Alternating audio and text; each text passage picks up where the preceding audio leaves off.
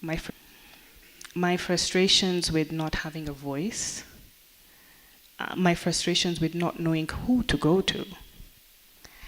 And I think the quest at that point was I need to understand how are these decisions being made and who makes them. The second piece was we hold a lot of reverence to the West and how medicine is practiced and why are their systems efficient, right?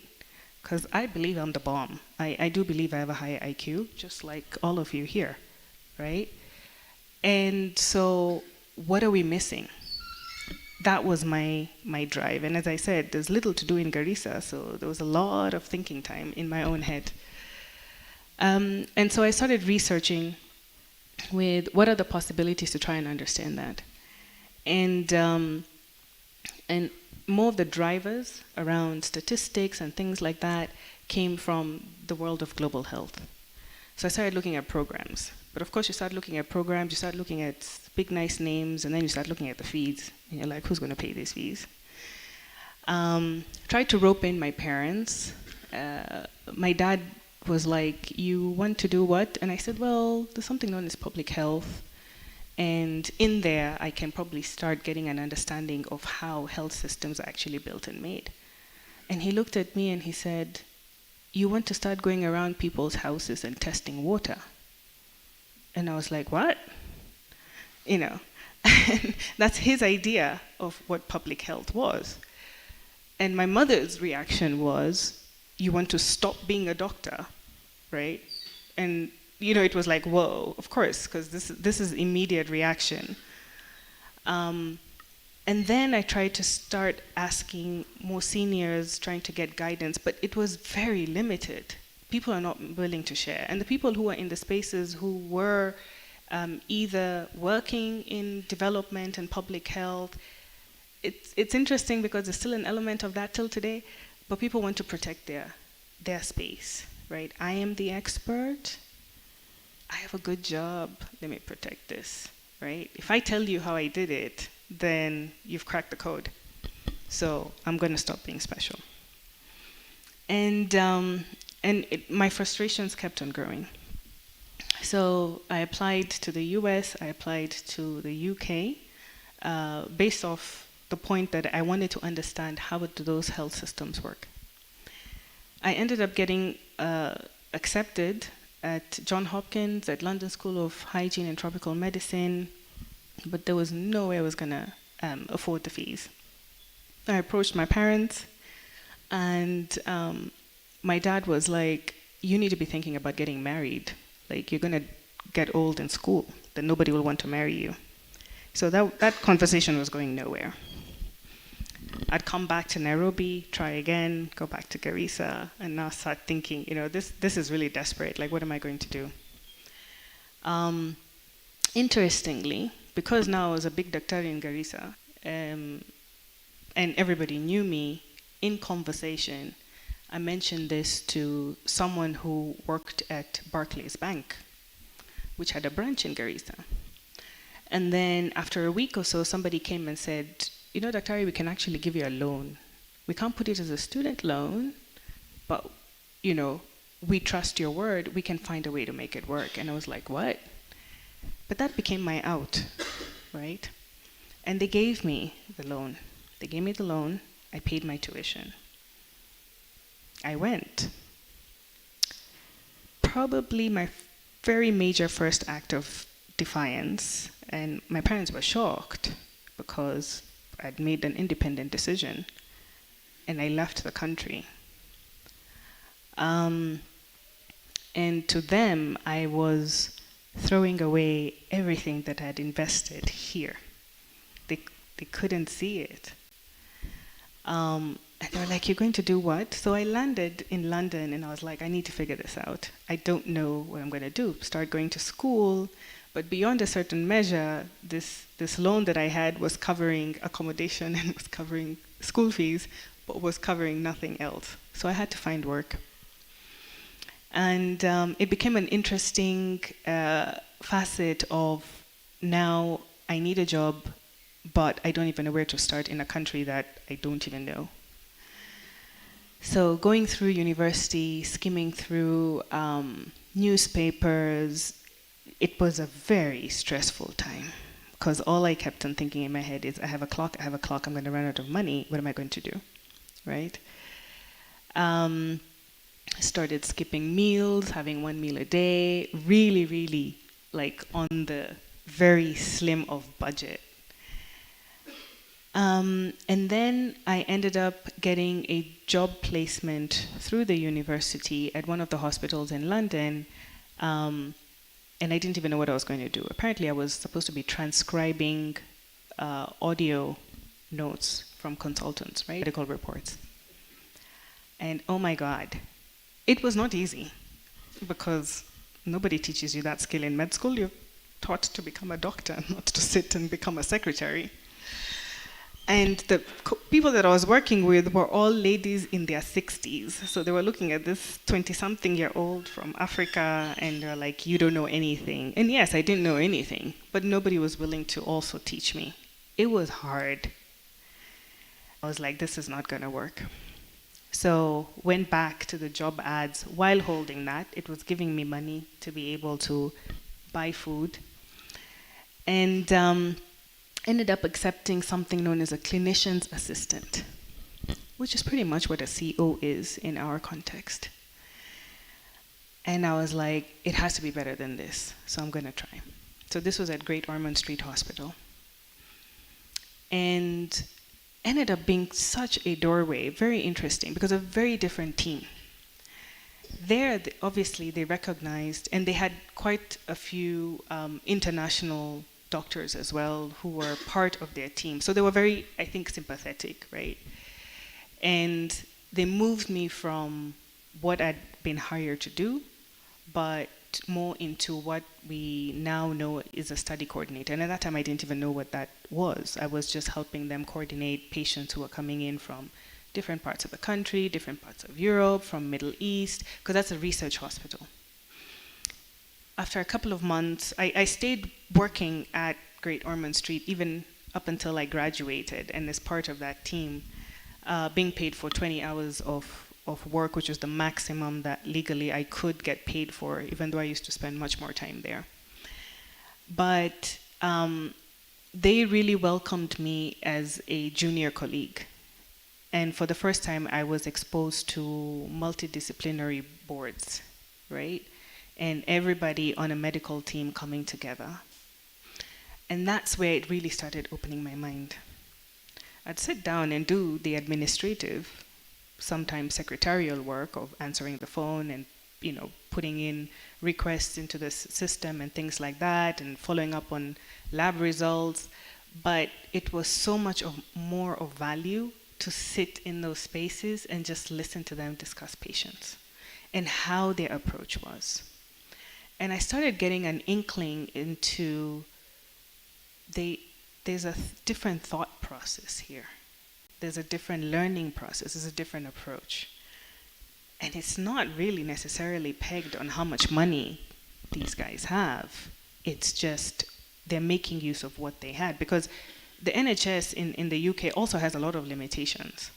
It's actually quite a strained system, a healthcare system. We don't imagine that here. Being a patient on the other side, they're going to tell you a different story.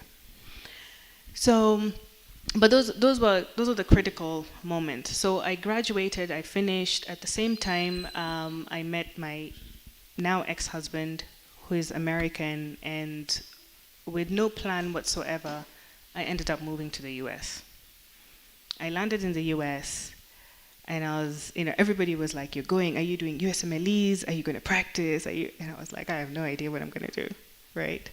And I have this degree, and I focused more on the global health piece. It was actually ended up being a really good program at University of East London, so not London School of Tropical Hygiene, because that's what everybody jumps for. Oh, you went to London School? No, I couldn't afford it. And they gave me a partial scholarship, and so that's how I also ended up being able to go, and I just did. I took a chance and I went. And then I moved to the US, and that was a whole different ballgame. Whereas The UK was new, but the UK was also familiar in some ways. And you could always find Kenyans, you could find shops with Kenyan products, you could find pieces of home. And then the US was a totally different beast. I think it's always easier for people who go like straight out of high school because they grow up in the system, it becomes normal. But here I was going there now as a 28, 29-year-old. I was a fully formed adult. And it was also tough. I was married, yes, but I think I had never been, I'd never seen myself being a housewife. So I found myself in that position. It was terribly uncomfortable. Two, having to ask somebody else for money that was not my parents, right? As an adult, I found that extremely uncomfortable. So it was not a happy space for me. And I didn't know how to navigate that.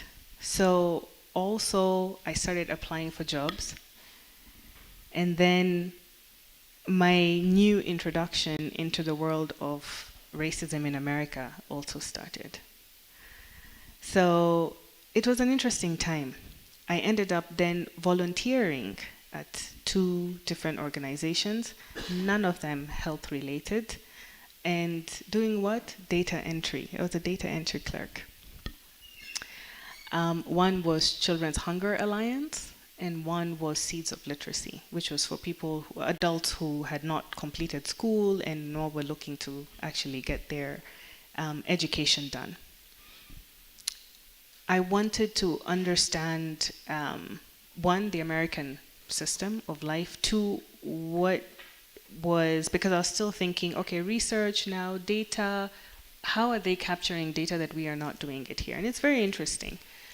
But it gave me a completely different perspective as well as to, from Children's Hunger Alliance, I was like, there's children suffering from hunger in the United States of America, what? So a lot of insight, looking at data very differently, because now it's social determinants of health. And I didn't go in thinking of it that way, but when I landed in there, that's what I realized. I didn't go into Seeds of Literacy thinking, what does education have to do with health? Again, the social determinants of health. What does that impact? But Seeds of Literacy taught me how to start job hunting, because these were adults who had not finished school, now were coming in to get their high school diplomas, and they were being taught how to present themselves to the job market, which has younger people than them. Like, what's their competitive edge? And it was fascinating to sit and watch, because it was free class for me. And then to also understand, as I said, the racism in the US, because that was the first space where conversation around bias was coming in. Many of them were South Americans, so Hispanics. So it was, again, how you speak, how you dress, your name. And that's when I was like, my name, And they're like, yeah, HR managers will be like, what is this? But I'd grown up like that, right? My whole life with people with Huwaida, Bulhan. And now you can imagine, many kilometers away, for the first time, that had an impact. Whereas here, it didn't. It just, I could roll my eyes, it would irritate me. But there, I actually had to stop and be like, what's going on? I had a conversation with my mother as well, and she said, do you think it's because you wear a headscarf? And I didn't grow up wearing a headscarf. I actually started wearing a headscarf right here in fifth year. And I said, but it's part of my identity, and this is who I've embraced as being core to me. So how do I push that aside? Like, I just couldn't. But these were conversations, because it was many months. It was the better part of 2010. I was jobless, and I didn't know what to do. And of course, I was getting more desperate, and the conversation with a lot of people was, but you're a doctor. So you threw away your career, and, what are you doing? It was always, what are you doing? So I even started avoiding people. Stop taking phone calls. Didn't want to speak to people in Kenya. I'd just like stick to my mom, maybe my siblings at best. And then coincidentally, I met a lady who was a pharmacist by training. And she was coming to give a career talk at Seeds of Literacy, right? And remember, I was a bypasser absorbing information there. And she was a clinical research associate. And I was like, what is that? You know? And so now with the US opened up the whole private sector world of research and, you know, big pharma, and how do you even get into that world? And so I pulled her aside at the end and I said, you know, could I speak with you? And I said, I'd like to know more. And she was like, yeah, could we meet over dinner? And I was like, oh, okay, thanks, you know. At the back of my mind, I was thinking, how am I going to pay for this dinner? So thankfully, she was gracious enough to take the tab. But, you know, she sat there and she said, but they'd love you. You're a doctor. You should be, like, being picked up like this by recruiters. And I remember, like, now spending probably the next week or so, like, Googling, what does a CRA do? What qualifications do you need? Where do you start in the city that I was in? So she was instrumental in getting me somewhere. She pointed me to direction. She was like, the easiest place is to start with an entry-level position at a contract research organization. And I'm there like, what is that? You know, every question was, what is that? And then the second point was my name. And so what I started doing was, with every job application, I would send an application with Huwaida Bulhan, and I'd send an application with Huwaida Betts. Betts was my ex-husband's family name. English sounding, right? And every time I got an interview, it was for Huwaida Betts. It was never for Huwaida Bulhan. And so that conversation that I'd heard was, I was like, oh my God, this thing is actually real, you know? So I was doing my own research. I'd send exactly the same cover letter, exactly the same application, fill out everything the same. The only thing that I would change was my surname. I got my first job. I was just, you know, like, thank you, God. Took it. Didn't even ask what the salary was, whatever. Signed. I was like, I'm ready to start tomorrow, right? I'd been out of work for how long? And I worked. I was so grateful. I worked and worked and worked. I overworked. A year into that job is when I found out that one of the most qualified CRA they have. 2, my workload was 3 times my white counterparts. I was the only black person there. 3, I was the lowest paid employee in the whole organization. And it stung. It stung. A lot of the comments of, you've thrown your medical career away, what are you doing? What are you doing? You know, that question always comes, what are you doing? And at the time when I started, I said, well, I'll try this out. If it works, great. If it's not, then I will go back to clinical work. I will, you know, sit for my USMLEs. I will work towards that. I will go back to being a doctor in the way that I had been trained to be. And, but I was really enjoying what I was doing, and I was enjoying it because of the exposure that I was getting. Yes, they worked me to the bone. I was hardly home. I traveled every week. I think the Travel Security Agency, TSA, in the US, those askaris at the airport knew me, like, because it was, hey, you know, we're on first name basis. But for me, I was like, it really opened up my eyes to, I've traveled to almost every state in the US. That exposure, from the biggest hospitals, from the Harvards to the Columbias to Stanford, to some small clinic somewhere in rural America.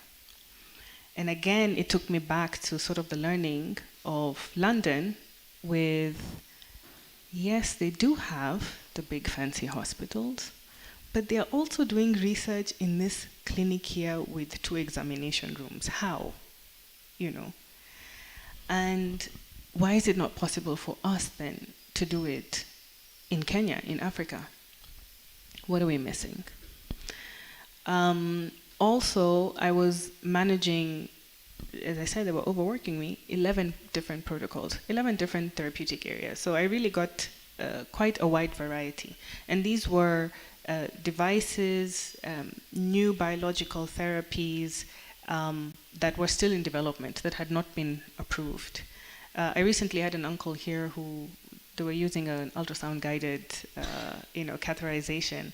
And my mom was like, they were using this technology. I was like, yeah, Mom, 10 years ago I was on a study that was actually, I was monitoring a study for that. And she's like, what? I said, now do you understand what I was doing then when you were busy asking me, what is it that you're doing? And she's like, okay. Yeah, now she gets it. But at that time, it became really learning. And I was doing my own sort of data collection and trying to figure out. So what I would also do is every hospital I went into, I'd look up who's their director research. I was particularly interested to see if there were people who had medical training backgrounds, and I did what any young person would do, is I'd ask to meet them and ask what drove them there. How did they get there? Do they like what they're doing? And do they see that I have a shot at doing something like that? But it also then exposed me to, is this a career path? Is this where I'd like to go? Because again, I was doing something which had no blueprint. I didn't have any mentors. Nobody knew what I was doing. Most times, I didn't know what I was doing. Because I was in emergency mode. You're just trying to hold down a job, pay bills, be independent, and then you're trying to figure out if this is fulfilling me or not. That's a secondary issue at that point. So you're just trying to stay afloat. But it ended up opening up a whole new career for me. And as I said, I gave myself 2 years. 2 years to say, then I'm going to do an audit. I'm going to ask myself the hard question. Do I like what I'm doing? Do I see value in it? Or don't I? And I did. At the end of 2 years, when I asked myself that question, I did. At that point, I could see the impact of what I was doing. And it became easier for me to have the conversation with people when they ask, what are you doing? And I'd say, I'm practicing medicine. I'm just doing it differently, right? I'm doctoring differently. I'm part of the system that's going to help my other colleagues interface with patients and make better decisions, right? And people will be like, I still don't get it, because obviously the white coat and the stethoscope is it. So what are you doing? Fast forward to private industry, I ended up getting a program manager position at University of Michigan.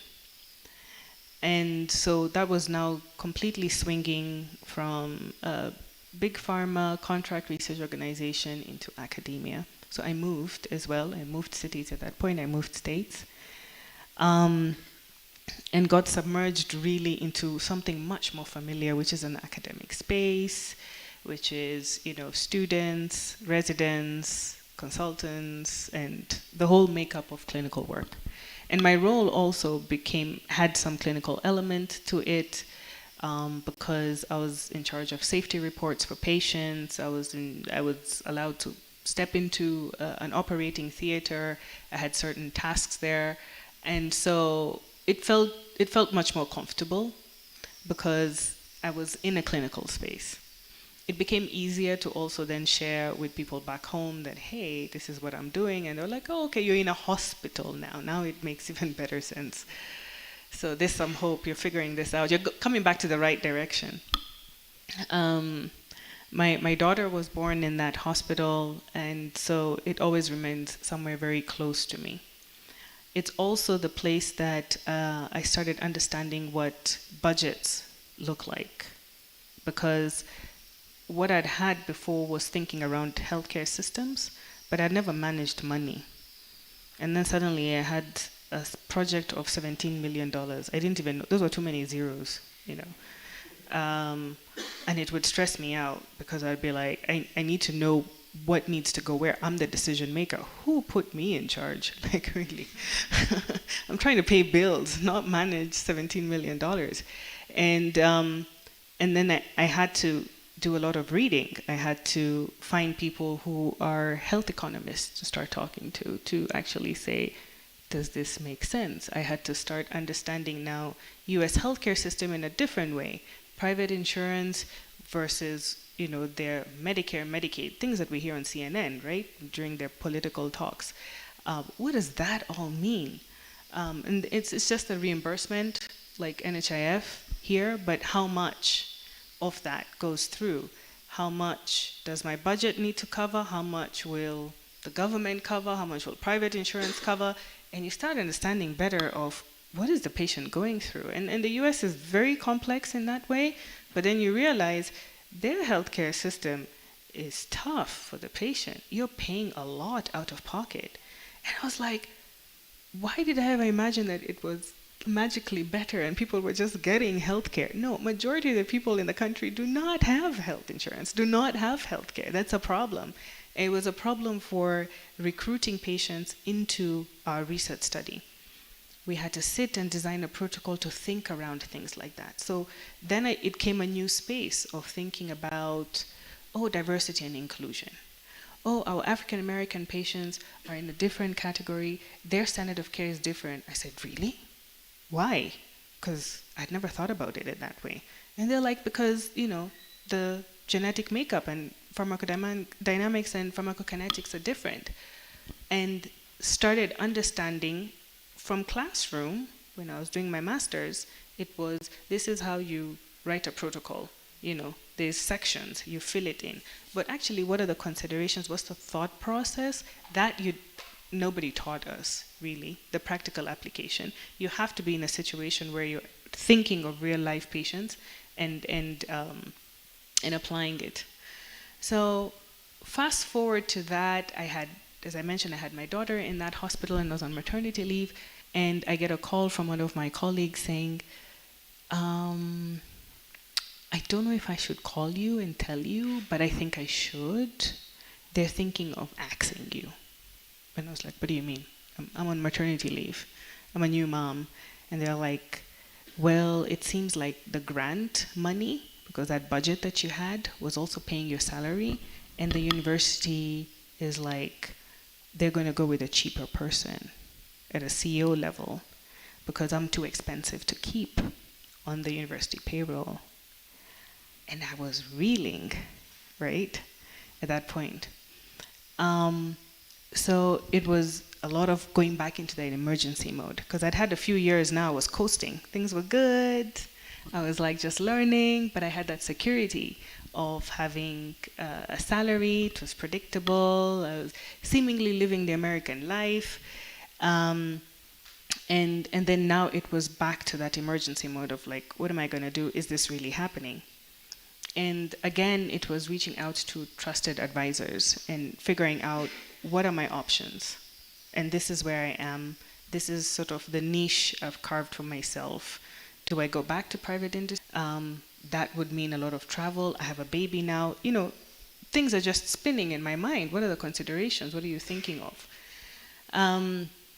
At the same time, I was also thinking, again, it was always at the back of my mind, why can't we do what they're doing in Kenya?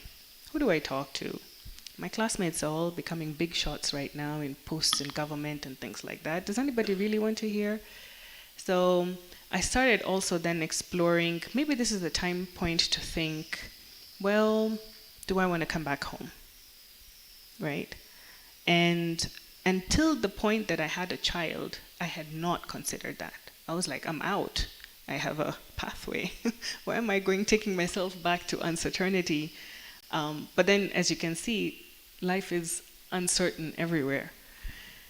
And I came here on holiday. I took time off. I took all my annual leave plus unpaid leave, everything, every leave that I could take. And I was here for 6 weeks. And I basically handed over my child to my mom, and I was like, I need to figure things out. I'm back at the point where I felt like I was back in Garissa to be like, what am I going to do next? I had bought time with the university and said, give me 6 months to job hunt. And they were like, gracious enough to say, okay, let's do that. But at that time, I was like, I feel like I need to make a decision. I could go back into private, but is this the time to explore the idea of coming back home? A huge driver as well of the thought of coming back home was I didn't like how my daughter was growing up without extended family. That's not how I grew up. I'm one of 5 children. I'm the eldest of 5 children. I grew up with extended family all around. And I felt, is this worth it for her, the experience for her? Her father's side of the family, everybody was quite fragmented. Everybody is very busy, and that's just the American way. You're too busy for, socializing to that level of traversing distance.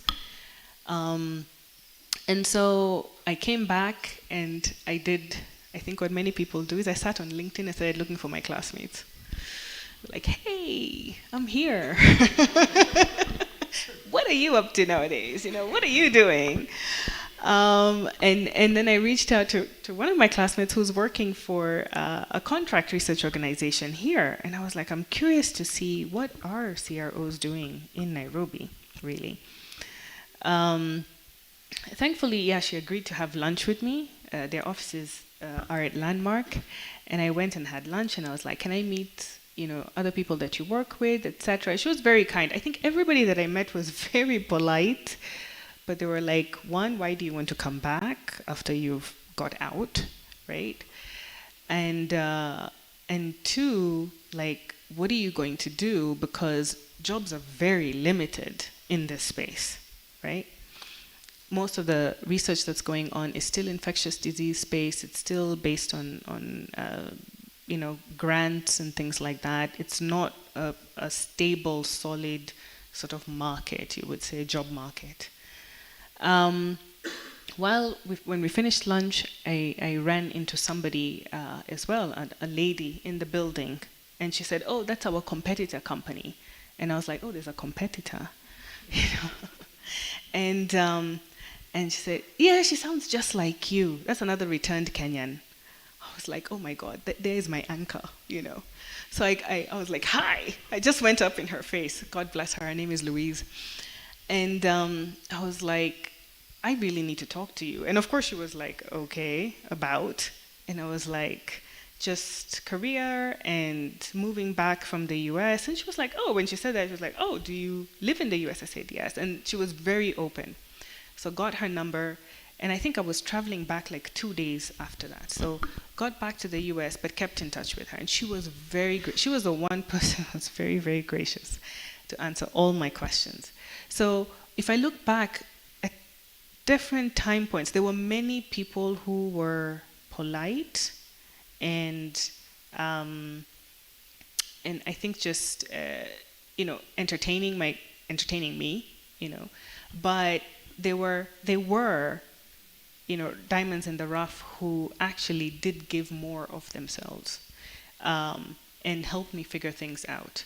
Didn't give me answers, but gave me options, right? And so it's important to start identifying who are those people along your journey, even while you're still here. And I wish I knew this way back. I probably would have had less adversity. And so I did. And then like a month after we started talking with Louise, she's the one who sent me a message and she said, hey, we have a job opening at my company. Would you be interested? That job is what brought me back to Kenya. I was elated, very excited, right? That I was a clinical trial manager, I was coming back. I still have to explain to people what I'm doing, but that's okay. Like I'm coming back with a salary. Right? And a salary that would be enough to be able to cover my needs. And so I did move back, and then my elation soon disappeared because now the manager for the Kenya office was like, actually, we had a look and you're too experienced for what we're doing here in Kenya. And I was like, what do you mean too experienced? Again, I started having flashback of Afia House, of Garissa PGH. You walk in and people have already made a decision for you, right? Of where you should go and where you should be. And they said, so what you're going to do is you're going to manage Europe. And I said, no, but my interest all through, it was 5 interviews, man. All through, I was very clear. I'm coming back to work in research at home, right? And they said, yeah, but you're too experienced for what we're doing here, so we need somebody to manage oncology, but it's Europe and it's a big project, it's for a big pharma company, it's managing 10 countries. And I was like, okay, what option do I have? I'm stuck. I can't say no. Then I'd be out of a job, and don't want that, right? So that's what I did. And I started working remotely from Nairobi. It really helped to have those skills now when COVID happened, right? When everybody was adjusting to remote working. That's how I actually came back home almost 7 years ago now. And it was interesting because I had a team of 46 people to manage. Only the UK team were English speaking. Everybody else spoke a different language. So it was from Russia all the way to the UK, the whole spectrum of Europe. But something interesting happened during that tenure because I started realizing there's a lot of countries in Eastern Europe that have healthcare systems challenges that are very similar to us. But there's people are very much more forgiving in thinking of including Czech Republic and Romania in global clinical trials just because it's Europe, right? Even though they have a CT scan that breaks down every week in the hospital, and then it throws everything off track. They have, we have to pay every patient for transportation and things like that. But if you were to start that conversation for African patients, it was a challenge. It was like, no, there's too many problems in Africa. There's too many inadequacies. So it gave me another layer of awareness, another layer of bias that of what was happening. I tried to push the management, and it was like, no, those are American ideas. Now you're bringing American ideas here to start like trying to change things. We're fine. We're all getting our salaries. That's what I was told. We're all getting our salaries. Why are you trying to mess this up for all of us, right? So essentially, I was just told, shut up, be happy, like keep it cool. We're all stable here in our office of 14 people, right? Don't mess this up for all of us. Don't start asking the hard questions. So at some point, I realized this is going to be a tough space for me to do anything. Yeah, I need to just put my head down and get it done. I didn't know how long I was going to last there. While I was helping my brother-in-law, who's also a medic, job hunt, I came across the job that I have now. And it startled me. Because I looked at the job description, and I was like, whoa, back to Garissa. This is what I wanted to do. Like research that's transforming healthcare. It looked too good to be true. I applied. I was in Malindi on holiday with my family. I didn't have my laptop. Deadline for the job was the following day. I had my CV somewhere in one of the emails that I'd emailed somebody. It was not even updated. I was trying to do all of this on a phone and just upload my CV. But this is how I got the job at Roche. Of course, not that straightforward. I still interviewed. And then they did a very interesting thing, which was very uncomfortable. My final interview, which was the decision maker, and that was the area head of Africa, was interviewing me blind. And by that is he had not seen my CV. He was told I had the technical competencies, but he was basically going to interview me as a person to see if he liked me. Yeah. So you're like, what? And I didn't know this beforehand. I was told this at the start of that interview session, which was the final interview. So you can imagine how it threw me off, because you're coming in, I'm like, I have all my data, I have my points, I have sticky notes, and it was a virtual meeting, right? I'm like, I'm ready, let's go. No, I didn't need any of that. It was like, what are your life philosophies? I don't have any. What do you mean? Like, I'm not here for this. Like, I'm here to interview for a job. It threw me off. And I still remember the question. If you had your ideal world right now and you had to paint, I don't even paint, I suck at painting, but what picture would you paint? So imagine sitting there and somebody's like, and I'm like, I'm sweating. Believe me, I'm sweating. And I was like, I don't know. At the end of that, I was like, I have no idea how I did at that, right? Because you're so used to it's like a test, okay, I know the ones that I got right. I know the ones that I guessed. I know the ones I didn't want negative marking on. But this was completely like going out into the wild. Nobody had asked me about me as a person, what I think, what I feel. Nobody cares. It was what I was going to, deliver on. What's my output, right? Nobody up until that point had cared about who was Huwaida Bulhan. It was what could Huwaida do for us, but that shifted, and it was, as I said, deeply uncomfortable. I think I sat in a daze for like the next 2 days because I was stunned, and then I had no idea of how I did. Because it's sort of being asked, are you a good person? Right? You don't say, yeah, I'm a good person.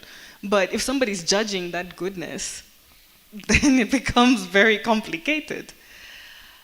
For 2 days, I stayed in sort of this zombie mode. And thankfully on the third day, and shockingly on the third day, I received a call to be told that I'd been. I could not believe it. I called my sister, the real doctor, and what they call her in the family,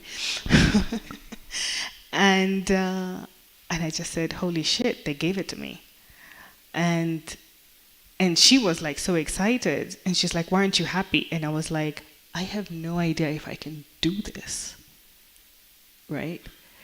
And she said, so she had asked me at the time, she said, why are you applying for a job? And I showed her the job advert, and she said, oh, this is what you used to talk about, like when you were in Garissa. I was like, yeah. And then, so at that point, when I said, I don't know if I can do this, what she said was, if not you, then who? And I was like, okay, fine. I'm just gonna fake it till I make it. And so that's how I joined Roche. I joined Roche as the clinical research operations head for sub-Saharan Africa. And in the world of Roche, which is one of the largest pharmaceutical companies, sub-Saharan Africa is everything SSA except South Africa. And interestingly, I'd traveled to the West, and then I'd never traveled our continent. And suddenly I was in charge of a bunch of countries. So I spent the whole first year traveling back on the road, because I said, how am I going to make decisions if I don't even know what it looks like? What are the people thinking like? And I was freaked out. That whole first year was very uncomfortable. And then I came to new biases within the African context, which is the gender one. It took me back to not only here in UON and in Kenyatta wards, but also certainly in Garissa for, daktari yuko wapi? Ni huyo msichana, because that's what I used to get. Apana yule daktari ndo, yule anafanya operation. Ni huyu msichana. It was actually the same thing when I joined Roche in that first year. They'd be like, so who's the boss? And I'd be like, it's her. No, who's the real boss? They don't ask that question anymore now. And so it's very funny, because you get those flashbacks, and then you realize the more things change, the more they're the same. the more you think that you will move and titles will change and your struggles are going to be different, they are, but there are also some things that very much still remain the same because the human condition remains the same. So I started with this fancy title where nobody believed that it was me. And then I started with no team. I was a department of one for Sub-Saharan Africa. About 6-7 months in, it was rough. At that point, I really did not think I could do it. And I really contemplated quitting. I sat down with two of my closest friends and I told them, I don't even know why they hired me. I don't even know why they created this position. Nobody wants to do research in Africa. And I don't even know why I'm here, right? And I spent a weekend with them, just basically venting and really feeling like I'm at the end of my rope. Out of that, though, and God bless them, they asked me if I had everything that I wanted, what would I do with the position? And it seems pretty automatic now, but it wasn't then as a thought process, that I was hired to figure it out.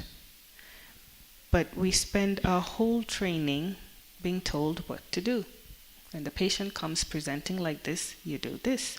Nobody's asking you to interrupt your thought process to figure out something different, right? We're told what to do. Our whole education system is like that. So I had to unlearn that. And I sat, as I said, that whole first year, because I spent now the next few months thinking, oh my God, actually they're waiting for me to tell them what I'm going to do. And I went back, and God bless my mother, she actually kept all my notes and nonsense from med school, from Garissa, and I had all these aspirations for reproductive health and things like that.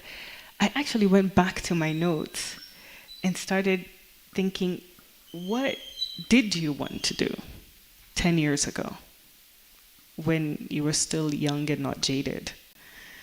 And I started building that in. And when I was finally given budget to hire people, I started building my team with that thought process in. I learned very quickly. The first person that I hired had all the skills, but didn't have the right mindset, and we didn't last. We lasted about 6 months, and he was like, this is too much pressure, this is too much uncertainty. I can't deal with it. And that was a huge learning curve for me, because also I had never hired people. I'd managed the team in Europe, but those are people who I already hired and they were already in place, they knew what they were doing. We were just reviewing their output.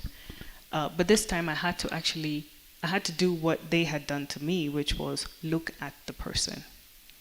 Who was I actually inviting into this space? Who was I recruiting? And not just what's on paper. And so that's been the journey.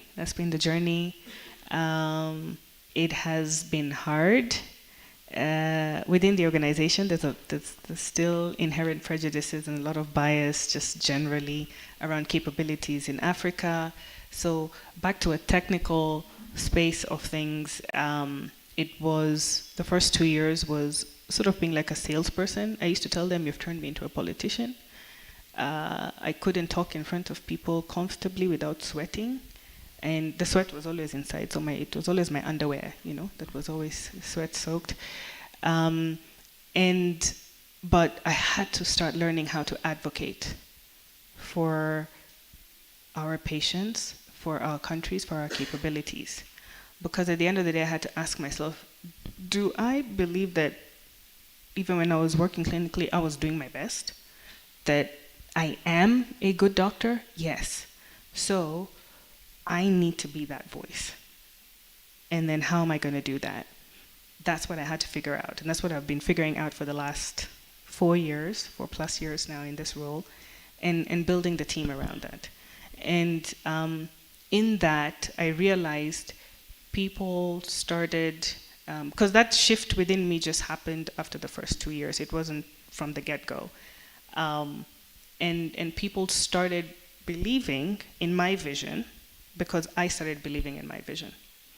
And today now, I get invited to speak to places. I still find it really funny, right? Because they want to listen to me. And we have all these programs. We now have oncology studies here. We have phase 1 studies. People never thought you could do that in Kenya and in Africa now. Nobody's talking about South Africa. I'll tell you that. In the biopharma world, everybody's talking about Kenya.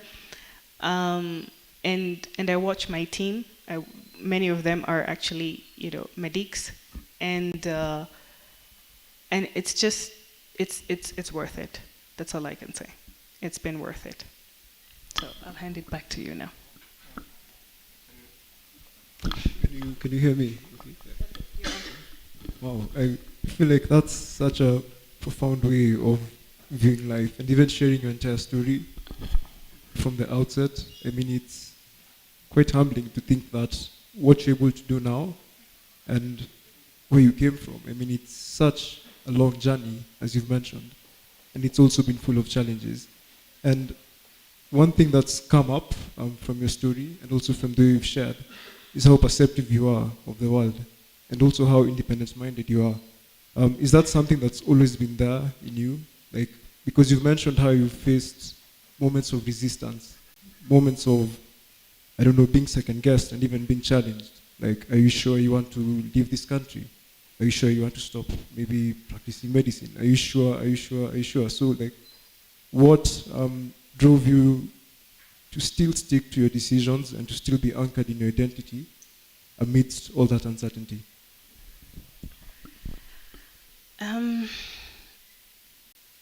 would say two things. One was having clarity in that vision, even when it seemed impossible, and even when I didn't know what the roadmap was going to be.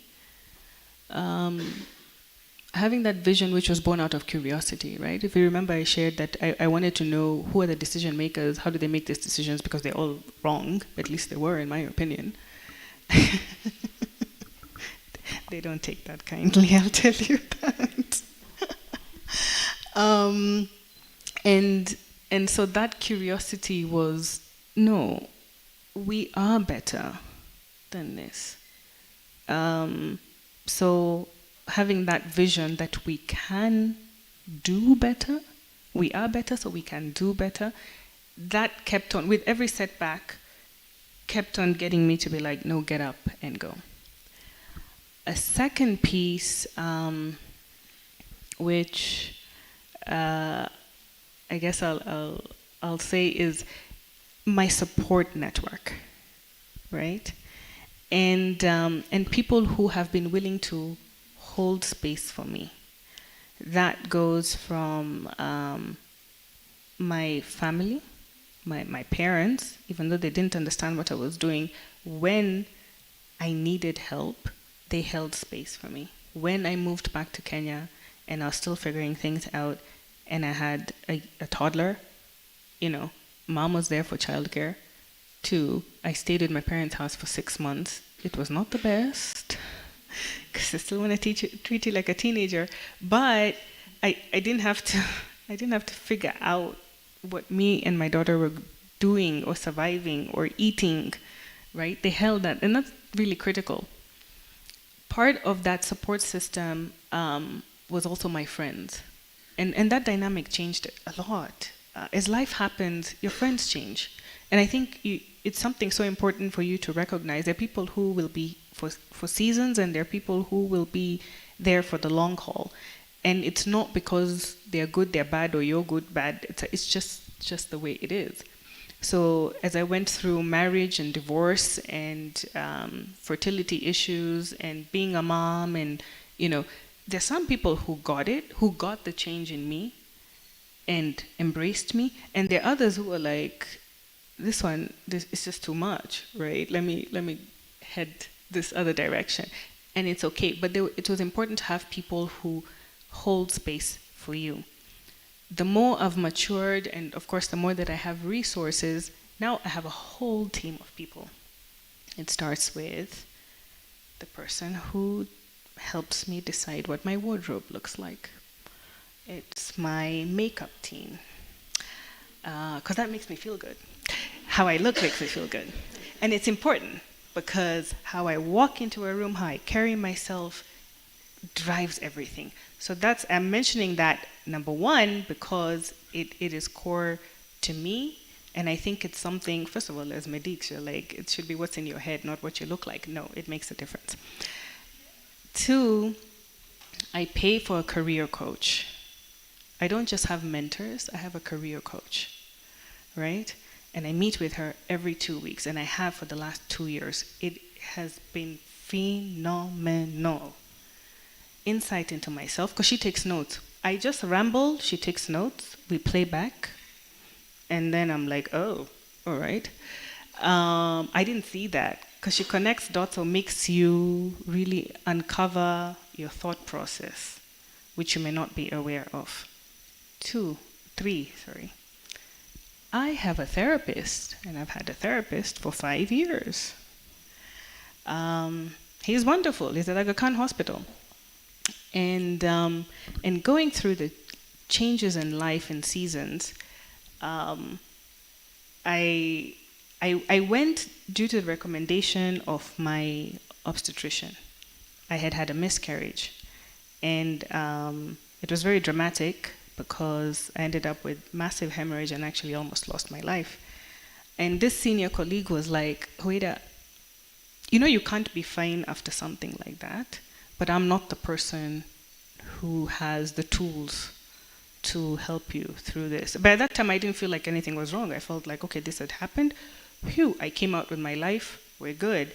But it was really, really impactful when he said, you cannot be fine. And it's when I questioned myself, oh, I can't. Oh, maybe I should look into this.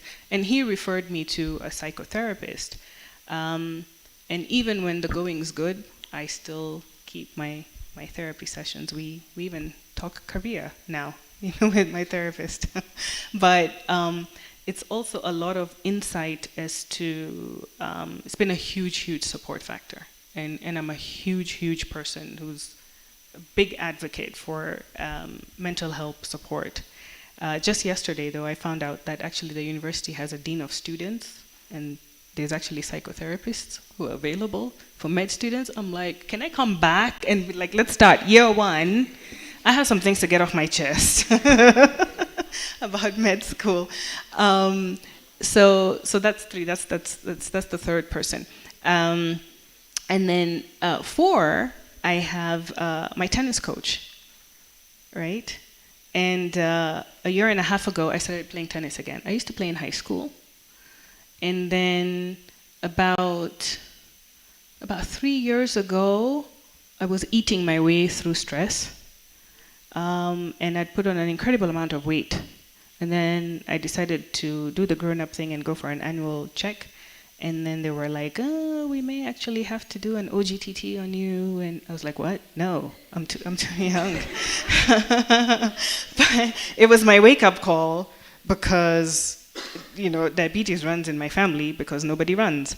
So, but I was like, and at that time, I got remarried last year. So at that time, I was like, I'm a single mom. I have a young child.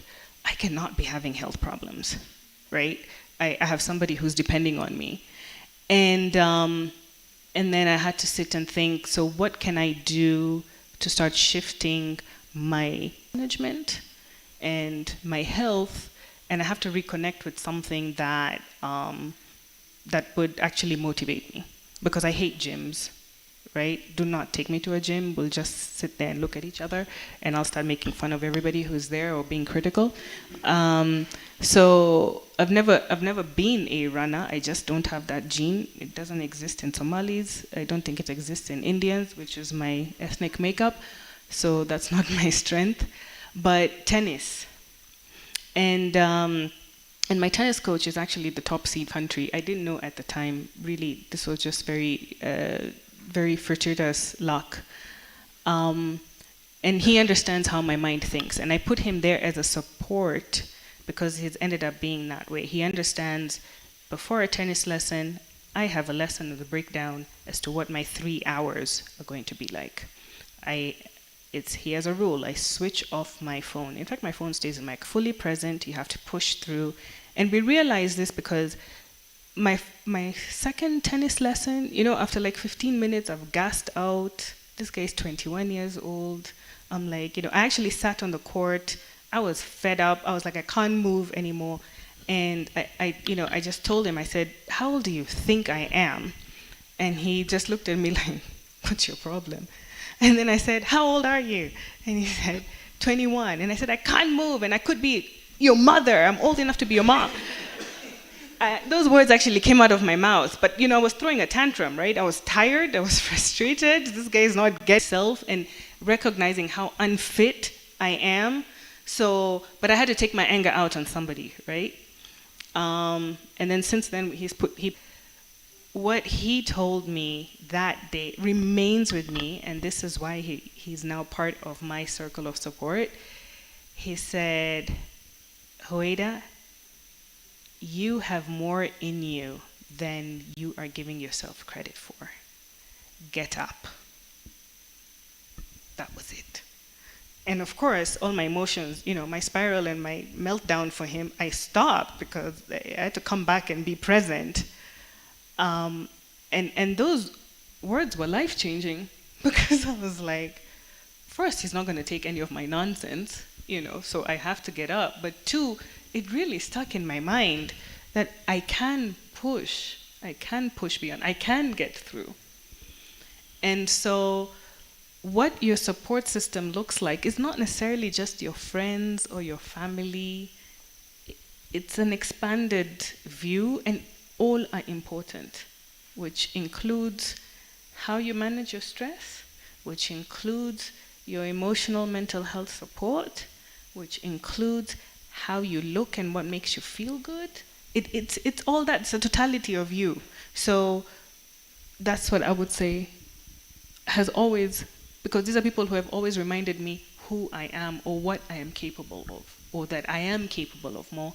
Get up. Yeah. Wow.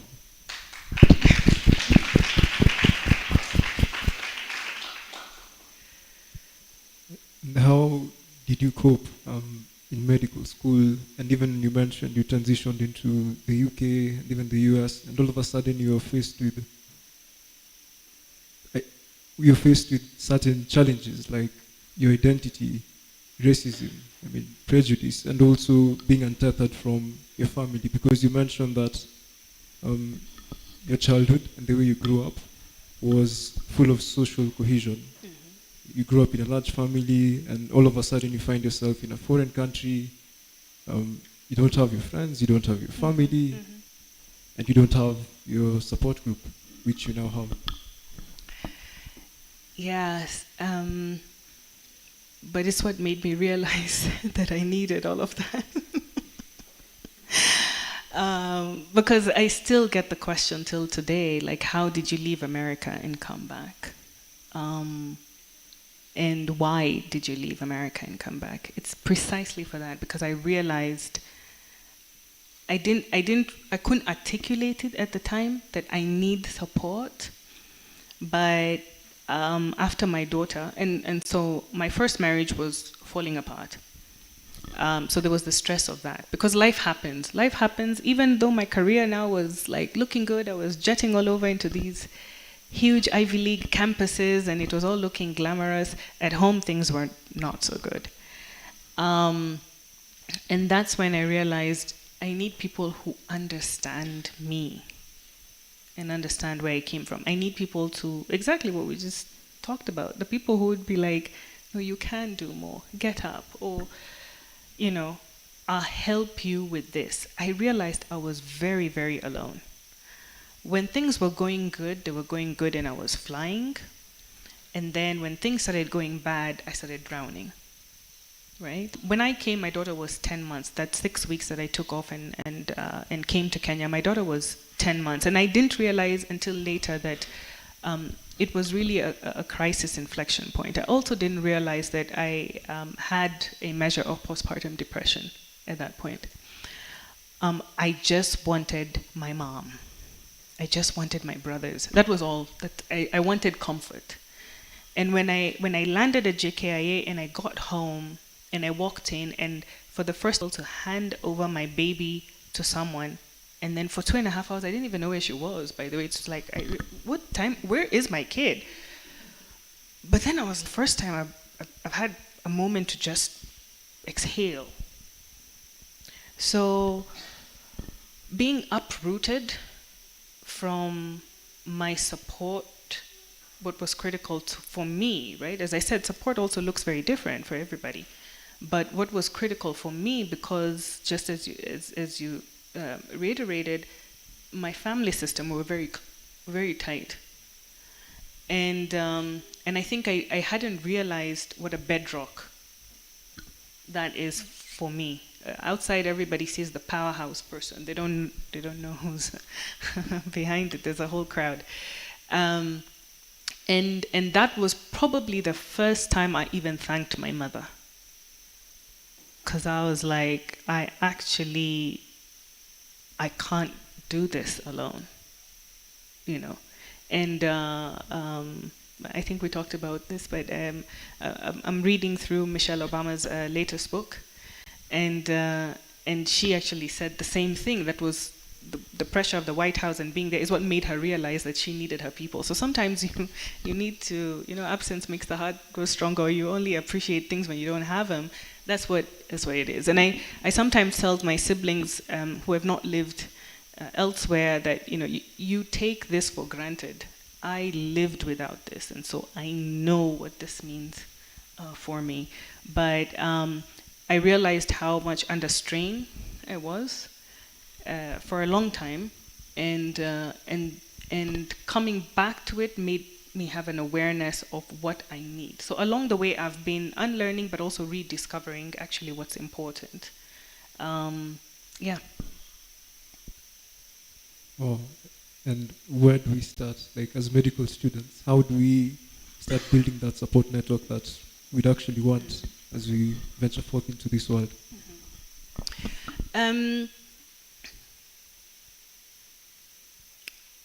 It's recognizing, first of all, our training is hard. I think my first moment of strain and crisis was when I was in third year. But I didn't know it then, and there was no name for it. And there was nobody to talk to, because we're all in this same system, right? And everybody is going through the same stress. So you think that everybody is experiencing the stress the same way. So one, I would say, with your own peers, actually vocalize it. Actually make it okay to say, I'm not fine. I've called back my close friends who we used to have study group with. We talk about it now. And I actually say, hey, we need to touch base. Yeah, we've kept in touch, but it's been superficial. I'm like, no, we need to go back to that. Did you know that I was in a bad place? And they're like, yeah, but we don't know what to do, right? And then we didn't want to pry or feel like you're crossing boundaries. No, cross boundaries with each other. Be there for each other. It starts with the people who are closest to you in this space. Two, we always talk about mentorship. And there were some of us who were better at it than others. They actually did seek out the seniors and seek out mentorship. I didn't appreciate mentorship, I would say probably until maybe 18 months ago. I love my mentors now. They're great sounding boards. But I love mentoring because now I realize actually the benefit of making yourself available to people as people have made themselves available for me. So seek out your mentors. And your mentors can be quite diverse. They don't have to be medics, right? They don't. because also broaden your horizons. Talk to people who are doing something totally different or who are thinking differently. It will help you also break down the silos of what you see is possible. Yeah. So I would say start building your support, but being intentional about it. You have to be intentional about all these things. I block off Wednesday morning and Sunday morning for my tennis lessons. I'm out of office on my calendar. My family knows my phone is off. I'm very intentional. And it takes practice to do so, right? Because we always think, oh, I can reschedule. No. You have to be very disciplined and you have to have practice. Seek out your mentors. Talk to each other. Nobody knows what you guys are going through and the stresses that are going through better than your peers at the moment. Not all your seniors in this space are going to get it or have the personality and the bandwidth to be. They may be brilliant clinicians. They may not be what you need as a person in terms of support. Learn to differentiate the two. It doesn't make them a bad person. They may be fantastic surgeons, physicians. They may not have within them to give to you. So recognize that. So don't necessarily also choose the person who's like, hey, top of their, their specialty as being, that needs to be my mentor because I need to know how they got there. Look at the quality of the person because you're looking for somebody who can support, guide you, and be available. Careers and finances then become available down the line. Then you can do the other things that, like I've mentioned, that I'm doing for myself now. Nice. So it's never too early to start. And we also have some questions that our community had generated before.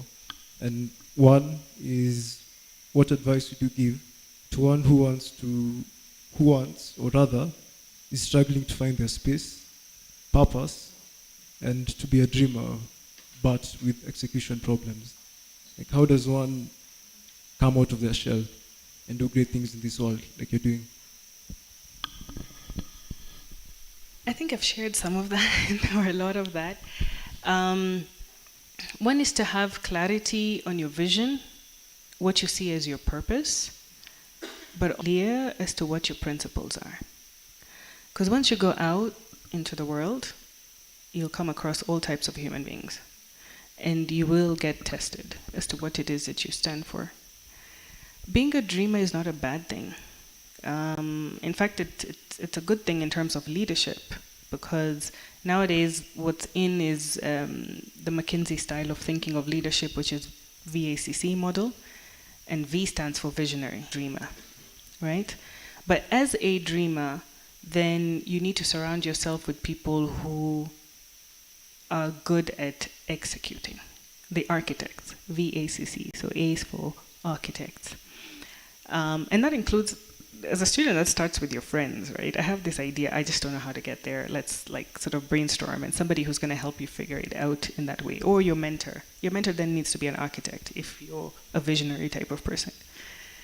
But don't give up. If you are visionary, you're going to be somebody who's going to be very unscripted.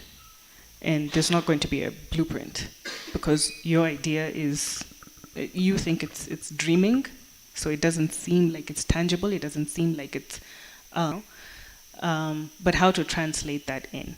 And then you're probably somebody who needs to be quite open to new experiences and broadening your skill set. As I shared, I was a data entry clerk, I was a clinician's assistant, I have done every role for every person that I manage now. They cannot bullshit me anything, because I've done all their jobs, right?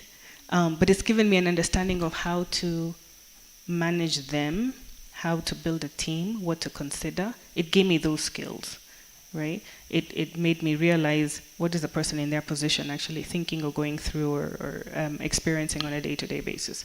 So I would say surround yourself. You are the visionary. Surround yourself with architect, somebody who can translate your visions to help you be able to see that. And then start opening yourself up to different skills because you're normative today. Thank you. And we also have another one, and the question is basically on how we, as future medical doctors, can actually succeed in this life without waiting for the government to employ us, and and also given the fact that employment isn't guaranteed nowadays. So what advice would you basically give us in terms of planning our lives and planning our careers from now? I get a lot of CVs sent to me on LinkedIn. So that's probably the hot topic now, right? And it's the hot topic because the system is failing us. It's failing you as young doctors. How do you circumvent it? How do you start building success? And how do you start creating the opportunities? As I've shared with you, my path has not been straight, and doors were not being opened for me. Doors are being opened for me now, which is why I get really amused. But because for the longest time they have not. I've had to figure out, the door is closed, where's the crack